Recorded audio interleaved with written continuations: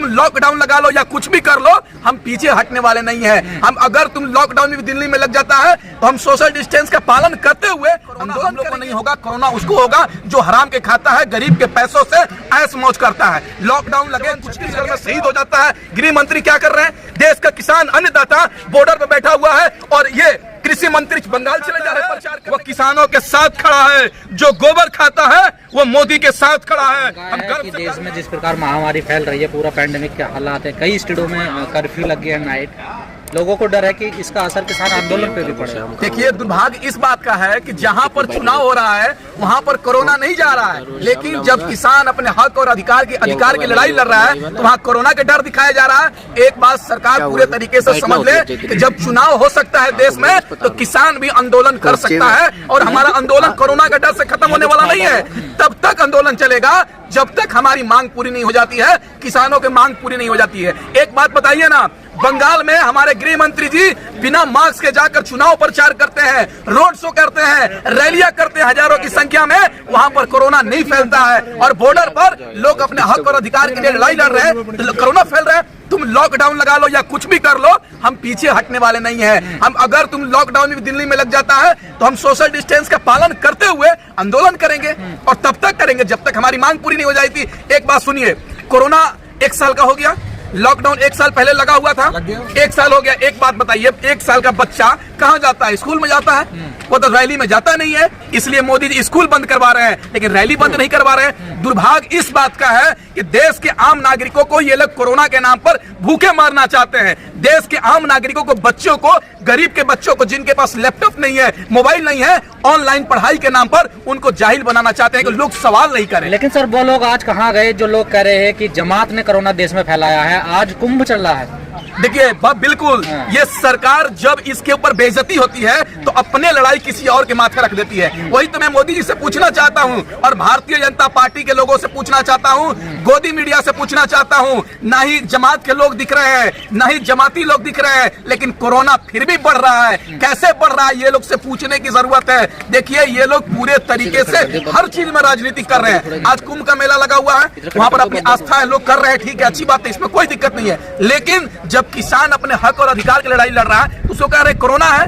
भाई, कोरोना हम लोग को नहीं होगा, कोरोना उसको होगा जो हराम के खाता है, गरीब के पैसों से ऐश मौज करता है। लॉकडाउन लगे, कुछ भी लगे, हम इसी बॉर्डर पर रहेंगे और तब तक रहेंगे जब तक हमारी मांग पूरी नहीं हो जाती। मतलब सरकार, लेकिन मोदी जी ने अपने कई भाषणों में कहा कि एमएसपी है और एमएसपी रहेगी, लेकिन गेहूं पे एमएसपी है क्या? उस पे अब खरीद तो हो ही नहीं रही है। 1950 कई जगह तो कांटे ही नहीं लगे सरकारी। जानते हैं, ये सरकार को मैं सैकड़ों बयान सुना सकता हूं, जो मोदी जी कहते हैं रहेगा वो निश्चित रूप से नहीं रहेगा। उन्होंने कहा कि हर साल 2 करोड़ युवाओं को रोजगार देंगे, रोजगार छीन लिए। रेल बिकने नहीं दूंगा, रेल बिक दिए। कसम इस धरती माँ का, मैं देश नहीं बिकने दूंगा, देश नहीं झुकने दूंगा। लेकिन देश को भी झुकाने का काम कर रहे हैं और देश को भी बेचने का काम कर रहे हैं। एक बात सुनिए, 1965 रुपए धान का कीमत है।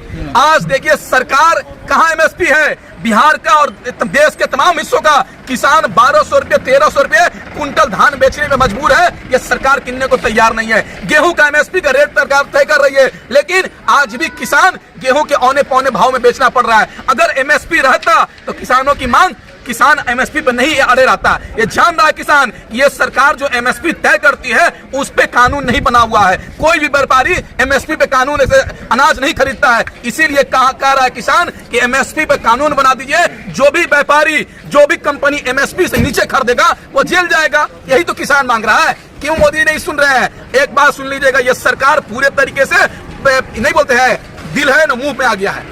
इन लोग आज मुंह से गाज फेंक दिए हैं। ये सरकार जल्दी 2 तारीख के बाद यहाँ पर आएगी, 2 तारीख के बाद तब किसानों से मांग पूरी करेगी। एक बात सुनिए ना, हमारे देश का प्रधानमंत्री कह रहे 2 मई दीदी गई, ये नारा लगाते घूम रहे हैं और हमारा देश का जवान छत्तीसगढ़ में शहीद हो जाता है। गृह मंत्री क्या कर रहे हैं? देश का किसान अन्नदाता बॉर्डर पर बैठा हुआ है और ये कृषि मंत्री बंगाल चले जा रहे हैं प्रचार करने के लिए। शर्म करो भारतीय जनता पार्टी के लोगों, हम ही लोगों ने वोट देकर तुमको प्रधानमंत्री बनाया है, लेकिन तुम हमारी दर्द को नहीं समझ रहे हो। तो सुन लो, जिस वोट के माध्यम से तुमको हम प्रधानमंत्री बनाए हैं, उसी वोट के माध्यम से तुम्हारी सरकार को भी गिराने का काम करेंगे। उत्तर प्रदेश में भारतीय जनता पार्टी को पूरी तरीके से हराना है और देश में जहां भी चुनाव होगा देख लीजिएगा भारतीय जनता पार्टी का जमाना जब्त होने जा रहा है। पर बहुत जीत रहे पश्चिम बंगाल में। कौन बोल दिया? ये लोग तो बिहार, ये लोग हर पूरे देश में जीत रहे थे, दिल्ली भी जीत रहे थे, पंजाब में नगर निकाय का चुनाव भी जीत रहे थे, लेकिन दिल्ली में भी वही हाल हुआ जो बंगाल में होने जा रहा है। दिल्ली में भी देश का गृह मंत्री गली गली पर्चा बांट रहे थे, बोल रहे भाजपा के वोट दो, भाजपा के वोट दो, लेकिन दिल्ली की जनता ने भारतीय जनता पार्टी को हराने का काम किया। बंगाल और असम, तमिलनाडु और तमाम राज्य का 5 राज्य की जनता मालिक ये भारतीय जनता पार्टी को हराने का काम करेगी, तब जाके इन लोग का घमंड टूटेगा। और अभी यूपी की जनता ने तो जिताया ना बीजेपी को, जिताएगी तो फिर आपको तो बोल ही रहे हैं कि देश की जनता ने भारतीय जनता पार्टी को उम्मीद के तौर पर देख रहा था कि ये मोदी जी प्रधानमंत्री बनेंगे, युवाओं को रोजगार मिलेगा, महिलाओं को सुरक्षा होगा, देश की आय दोगुनी होगी, किसान मालामाल हो जाएगा, किसान खुशहाल हो जाएगा। लेकिन देश का प्रधानमंत्री मोदी जी बनते ही देश के युवाओं को सड़क पर लाने का काम किया, देश का अन्नदाता भगवान किसान को भी सड़क पर लाने का काम किया। ये सरकार हमको नहीं चाहिए जो सरकार देश के आम नागरिकों को सड़क पर खड़ा करने का काम करेगी। इस सरकार को हम लोग सरकार का बिल्कुल सहयोग नहीं करेंगे अगर वो कहती है कि आम लोगों की मदद के लिए कोरोना का प्रोटोकॉल का इस्तेमाल करें। एक बात बताइए ना, ये दिल्ली बॉर्डर पर बैठे हुए क्या ये आम लोग हैं कि नहीं है? इस देश का आम नागरिक है कि नहीं है? इनके बाल बच्चे हैं कि नहीं है? इनके माँ बाप है कि नहीं है? इनकी बीवी है कि नहीं है? ये भी परिवार वाले लोग हैं, इनके भी घर पर परिवार है, लेकिन ये मजबूरी यहाँ पर बैठे हुए हैं कि हम मर जाएंगे लेकिन यहाँ से वापस नहीं जाएंगे। हमारा 300 के करीब हमारा भाई शहीद हो जाता है, लेकिन ये गुंगी बहरी सरकार हमारी मांग को पूरी नहीं कर रही है। ये सरकार को इस खून का, इस हमारे जो भाई शहीद हुए हैं, ये बलिदान बेकार नहीं जाएगा। ये सरकार को ये आंदोलन का कीमत चुकाना पड़ेगा। आप देखते रह जाइएगा, ये सरकार पूरे तरीके से घुटने के बल गिरेगी। ये घमंड में चूर है ये सरकार। ये लोग अंग्रेज, काले अंग्रेज के दोस्त हैं, इसीलिए फूट डालो और शासन करो का नीति अपना रही है। एक बात बताइए ना, एक मीडिया वाले पूछ रहे थे ये किसान राजनीति कर रहा है, किसान नेतागिरी कर रहा है। एक बात सुनिए, मैं पूछना चाहता हूं, क्या किसान कैसे राजनीति कर रहा है? किसान कैसे राजनीति करता है? अगर हमको राजनीति करना चाहते हैं, एक मीडिया ने पूछा कि तुम राजनीति कर रहे हो, तुम बॉर्डर पे आके बोल रहे हो, एक बात बताइए ना, अगर हम राजनीति करते तो किसानों के पक्ष में बोल रहे थे, किसान हमको क्या देगा? लेकिन मोदी जी की तारीफ करेंगे तो हो सकता है मोदी जी हमको विधायक बना सकते हैं, सांसद बना सकते हैं, लेकिन हमारे अंदर दिल में दिल है, इसलिए किसानों के साथ खड़े हैं। हमारे खून में नमक हरामी नहीं है, किसानों को हम अन्न खाए हुए हैं, इसलिए किसानों के साथ खड़े हैं। मरते दम तक हम किसानों के साथ खड़े रहेंगे। एक बात सुन लीजिए, वो हमारे पास हुनर नहीं है जो इंसान से कुत्ता बनने के लिए, जिनके पास हुनर है इंसान से कुत्ता बनने के लिए, वो इंसान से कुत्ता बन करके अपने बेटा को IPL में खिला रहे हैं। ये लोग वाई पलक सुरक्षा ले रहे हैं कंगना रनावत मोदी जी की तारीफ करके। देश में तो यही चल रहा है कि जो मोदी जी की तारीफ करेगा वो मालामाल हो जाएगा, जो मोदी जी का विरोध करेगा वो आतंकवादी हो जाएगा, खालिस्तानी हो जाएगा। विरोध की चुनाव फिर तारीफ ही चुनते ना जब मालामाल हो जाओगे तो? नहीं, हम यही तो बात कहें कि हमारे अंदर वो हुनर नहीं है इंसान से कुत्ता बनने के लिए। हमारे खून में नमक हरामी नहीं है कि जो हम नमक हराम बन जाएंगे। एक बात सुन लीजिए, जो अन्न खाता है वो किसानों के साथ खड़ा है, जो गोबर खाता है वो मोदी के साथ खड़ा है।